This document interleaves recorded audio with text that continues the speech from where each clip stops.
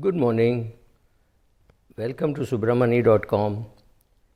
So you saw the title, right? So you want to buy a house. Do you want to buy a house because you want to buy a house, or you want to buy a house because there is pressure on you to buy a house? Does your wife, do your in-laws, do your parents, brothers, neighbors, friends, and television advertising, are they forcing you to buy a house, or do you really need a house? And then let's check whether you can afford to buy a house. Can you afford to pay at least 40% of the cost? Yes, you heard me right, 40% of the cost as a down payment, and not just 10% like how housing finance companies tell you to make. Please understand, housing finance companies love you because you have a great Form 16 and they know you will repay. This has got nothing to do with whether you're buying a house, whether you're going on a honeymoon, or whatever, right? This is a loan against your Form 16. They know you can pay, therefore they're giving you the loan. When you go and ask for a loan for 1 crore, they'll happily give you 2 crores because they know you have the ability to repay. So don't take a loan as much as they can give, but take a loan to the extent of just 40-60% of the value of the house. This was the rule not long ago, maybe in the 1980s, but suddenly they need to lend money, and therefore they are hiked the amount of loan that they will give you. What is really scary is check out whether you can pay rent and EMI at the same time, because what happens if you change your job? What happens if husband and wife, you're very young, you're 28 years of age, you buy it, suddenly your wife gets pregnant and she's advised bed rest, which means one income stops and you have to still pay the EMI, and that is exactly the time when something like COVID happens and you lose your job, your downsize. What happens to the EMI? Can your parents step in and take it, or will it be a distress sale? Will you go back and say, I can't pay the EMI, please take back the flat? That's very expensive, because the resale of the flat may happen at a bad price, and so everything that you've paid so far would be lost. So be careful about that. See where you're headed. See, so the more that you make as a down payment, the safer you should be feeling.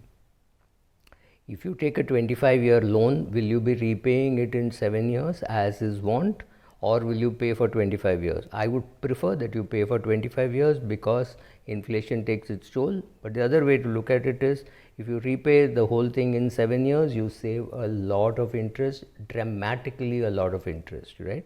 So you decide how you want to. Are you buying because you think that, like your friend, your property prices will double in 4 years?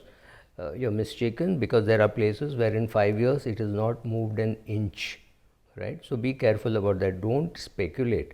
You want to buy a house in which you want to live, that's completely different. You want to buy a house because you think you'll trade on it? No, it may not happen. Be ready for the fact that it may not happen.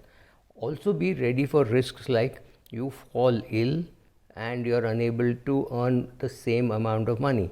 You lose your job or your company closes down. Any of these things happen, right? COVID is a good time to remind you of the risks that we run in our day-to-day lives. Whoever thought that in Bombay trains would stop for 2 months? Let me repeat, 2 months.